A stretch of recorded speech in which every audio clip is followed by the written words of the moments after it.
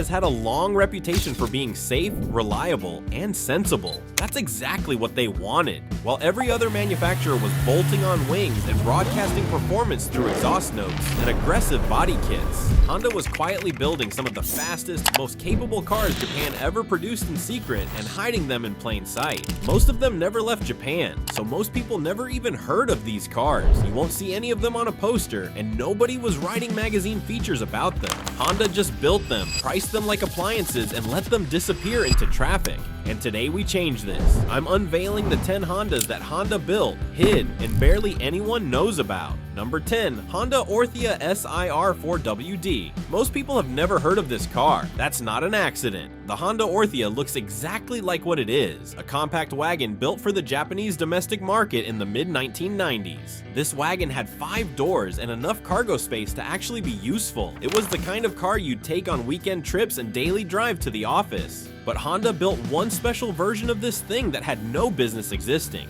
That was the Orthia SiR 4WD. Underneath this forgettable wagon exterior sits a beastly 2.0-liter B20B engine, along with a full-time all-wheel drive system that Honda got it from their CR-V platform. Not only that, but this wagon came with a 5-speed transmission, double wishbone suspension, and a chassis that Honda spent years making for the Civic platform. And I forgot to mention this thing weighed under 1,300 kilograms, making it even more of a beast. What's great was the Orthia wasn't meant to go fast in a straight line. It was actually built to go anywhere in any condition. Wet roads, mountain passes, tight corners, you name it. This is where this beast of a wagon thrived. They never exported it, and people outside of Japan never got to enjoy it. It was just a wagon that existed, but completely capable of embarrassing most of the well-known sports car we all love today. Honda built it for Japan, sold it quietly through the Honda Verno network, never exported it, never explained it to anyone. Number 9, Honda Torneo Euro R.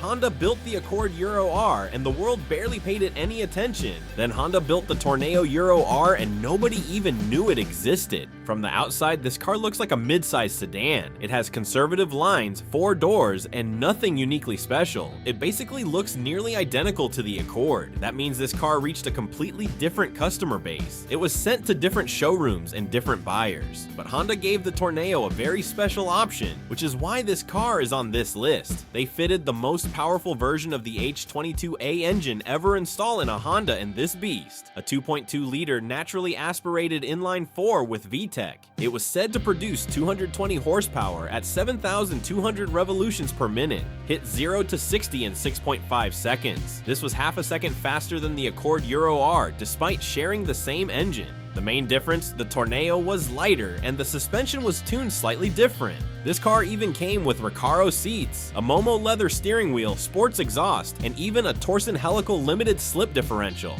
Honda was not playing around. They only produced this car for 3 years in Japan only. It was sadly discontinued when the 7th generation Accord absorbed its character, which officially ended the Torneo nameplate. Number 8, Honda Accord Euro R CL1. By 2002, Honda had spent years refining the H22A engine into something extraordinary. The Accord Euro R CL1 was the last Honda production car to use it, and Honda gave it everything before they shut the door. From the outside, it's an Accord. That's it. That's the entire story as far as anyone standing next to it at a parking lot can tell. Sensible proportions, clean lines, nothing aggressive, a Euro R badge on the trunk that most people couldn't identify even if they noticed it. Under that hood sits the H22A with Honda's red top spec, 220 horsepower, naturally aspirated, 7,200 RPM peak power. The same figure as the Torneo, but the CL1 Accord Euro R came with a longer wheelbase and slightly different suspension geometry that gave it a distinct character on the road.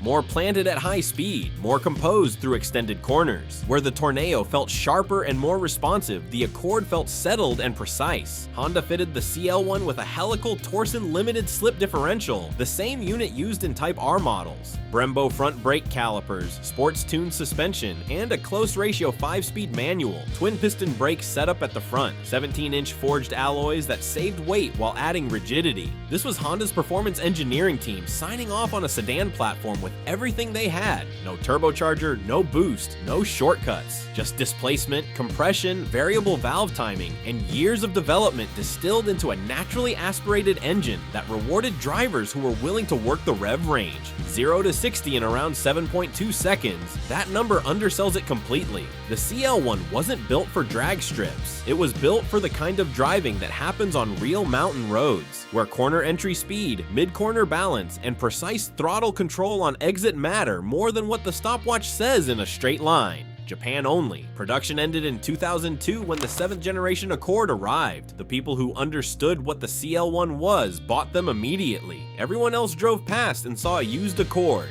Prices have been climbing steadily. The ones in clean, unmodified condition are increasingly rare, and the ones that surface don't stay available. Number 7. Honda Civic FD2 Type R Sedan. Honda made a decision in 2007 that made no sense to anyone outside Japan and made perfect sense to everyone inside it. They took the Civic Type R, a nameplate built on aggressive hot hatchbacks with wings, body kits, and exhaust notes that announced themselves before the car was visible, and they built it as a 4-door sedan.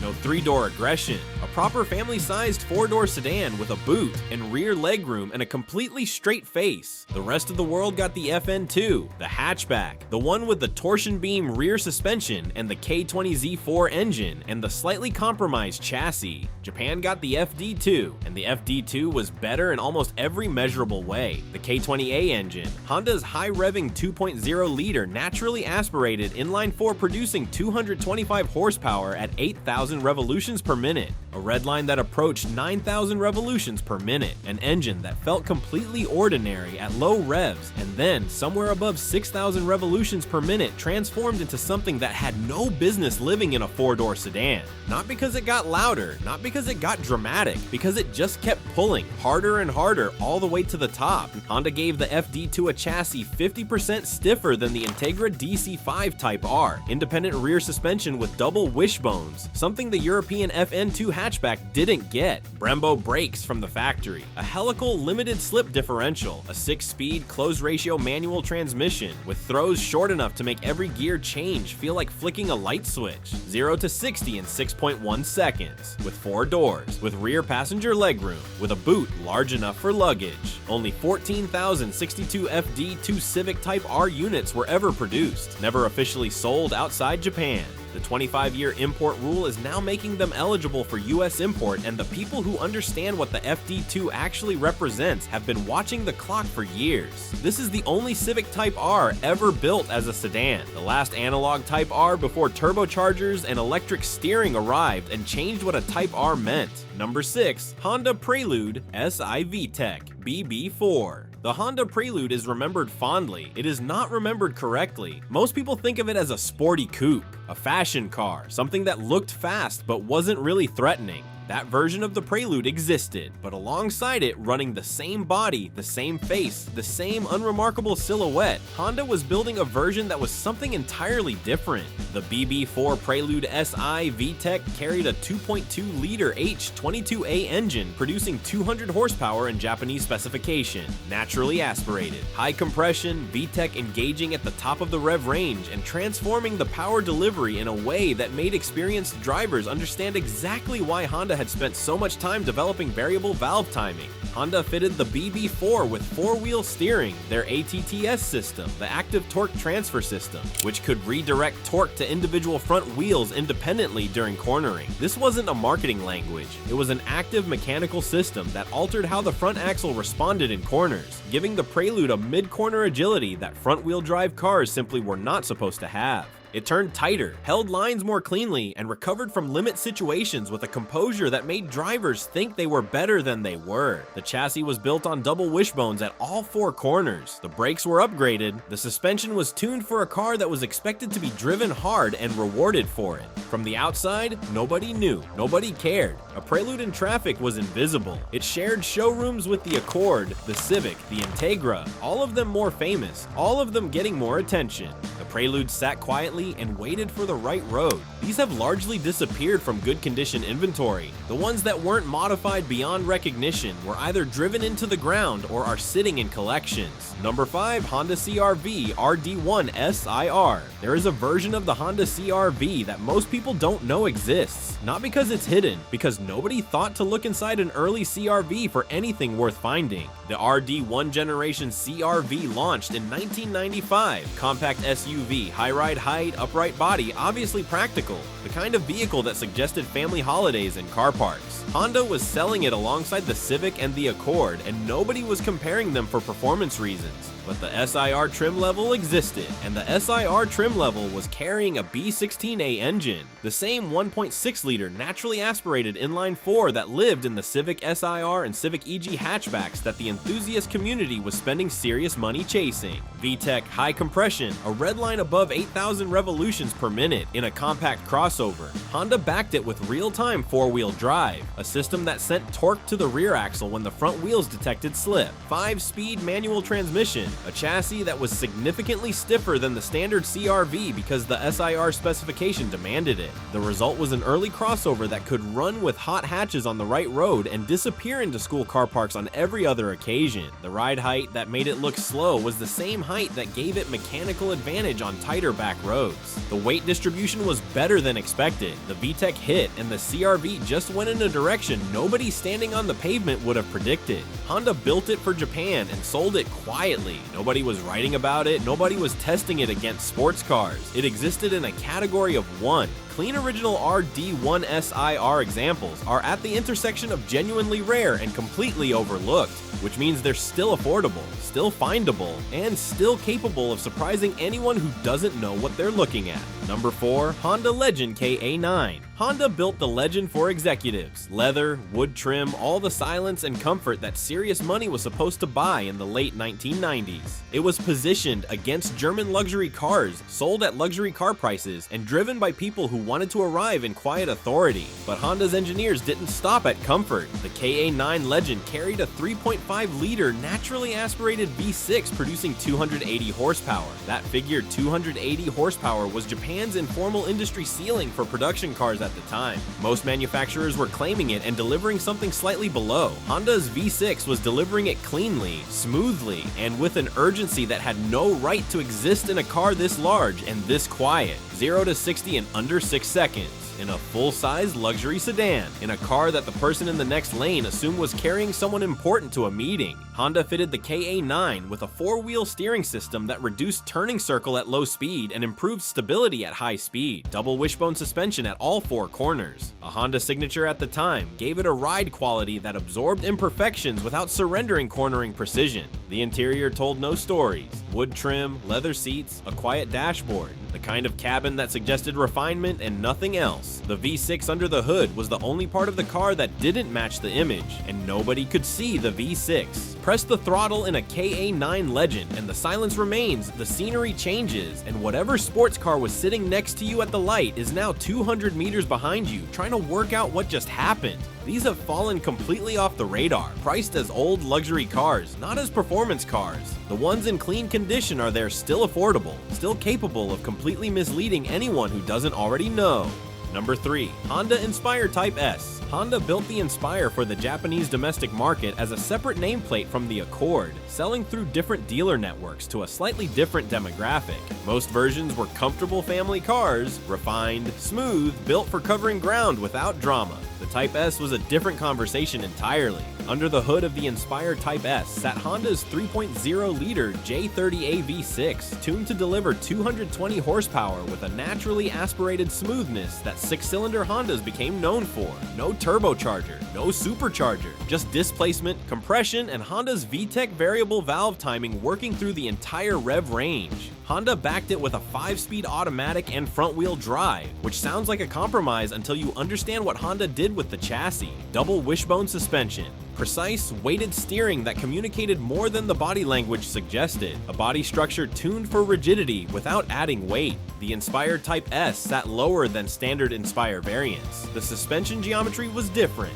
The brake specification was upgraded. None of this was visible. The Type S badge was the only external indicator, and most people outside Japan don't know what an Inspire is, let alone what the Type S badge means on one. These are sitting in Japan right now in clean condition at prices that reflect what they look like rather than what they are. The V6 is bulletproof with maintenance. The chassis is competent beyond what the specification sheet suggests. The body is anonymous enough to park anywhere without a second glance. This is a car that Honda built for drivers who wanted to blend in without giving anything up, and it did exactly that so well that most of the automotive world forgot it existed entirely. Number 2. Honda Accord CL7 Euro R. Honda ended the H22A era and started a new one. The 7th generation Accord Euro R used the K20A, a 2.0-liter naturally aspirated inline-4 that Honda had developed for the Type R program and refined until it was something exceptional. No turbocharger, no supercharger, just high-compression engineering, Honda's VTEC variable valve timing system, and an intake system tuned to extract every available horsepower from 2 liters of displacement without sacrificing the low and mid-range response that made it livable every day. Honda gave the CL7 Euro R a Torsen limited slip differential, essential for keeping a 220 horsepower front-wheel drive car pointed in the right direction under hard acceleration. Brembo front brake calipers, suspension geometry borrowed directly from the Integra Type R, a 6-speed close ratio manual transmission, the same unit that made the Civic Type R legendary among the people who understood what a short, precise gear change actually meant to a driving experience. 0 to 60 in 6.2 seconds. The number undersells it. The CL7 Euro R wasn't engineered for drag strips. It was engineered for the kind of driving that happens on real roads. Corner entry speed, mid-corner balance, progressive weight transfer, precise throttle management on the exit. The K20A rewarded every one of those inputs and punished none of them. Inside, Honda kept everything honest. Recaro seats held you without announcing themselves. Red stitching on the steering wheel was the loudest thing in the cabin. Everything else was focused, purposeful, and deliberately without theater. Japan only. Production ran from 2002 to 2008. Clean, unmodified CL7 Euro Rs are increasingly hard to find. The ones that surface in original condition don't stay available. The K20A powered Accord Euro R is one of the last genuinely undervalued Honda performance cars on the planet. That sentence has an expiration date. It's approaching faster than most people realize. Number 1. Honda Civic EK9 Type R. This is where it started. This is the car that proved Honda's entire philosophy worked. In 1997, Honda took the 6th generation Civic, a car that most of the automotive world was buying as cheap, reliable transportation, and they stripped it, stiffened it, lightened it, and installed an engine that had no right to exist in something that shared a platform with base model economy cars. The B16B, a 1.6-liter naturally aspirated inline-4 that produced 185 horsepower in Japanese specification, from 1.6 liters, naturally aspirated, in 1997. The specific output of that engine, horsepower per liter, was among the highest of any naturally aspirated production car on the planet at the time, and Honda achieved it without sacrificing reliability, without exotic materials, without turbocharging. Just engineering, compression, precision manufacturing, and VTEC tuned to deliver a power band that built steadily, and then, above 6,000 revolutions per minute, launched into something extraordinary. Redline at 8,200 revolutions per minute, 0 to 60 in 6.6 seconds in a car that weighed under 1,050 kilograms. A 5-speed close ratio manual transmission that clicked through gates with a mechanical precision that drivers of far more expensive cars were paying premiums to get elsewhere. Honda gave the EK9 a chassis stiffened specifically for Type R duty, revised spring and damper rates, larger brakes, a helical limited slip differential that made the front axle handle power with a composure that front-wheel drive cars at this level weren't supposed to have. They stripped out sound deadening, deleted the spare wheel well cover, removed every gram that didn't contribute to the driving experience. Available only in championship white, one color, one transmission, one purpose. And Honda sold it quietly through Japanese domestic market channels, exported limited numbers to select markets, and let it find the people who knew what they were looking for.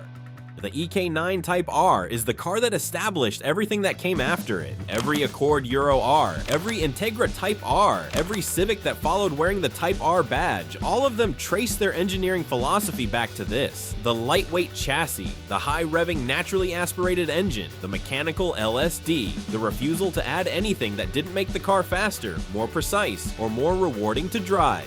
values have been moving on clean EK9s for years. The ones in original unmodified condition, untouched, unmessed with, championship white with honest mileage are getting harder to find with every year that passes. There are still examples out there, in Japan, sitting in the kind of collections that don't advertise, in private hands held by owners who understood what they had from the moment they bought them. The EK9 doesn't look like a Legend. It never did. It looks like a white Civic from 1997. That's exactly why Honda built it that way.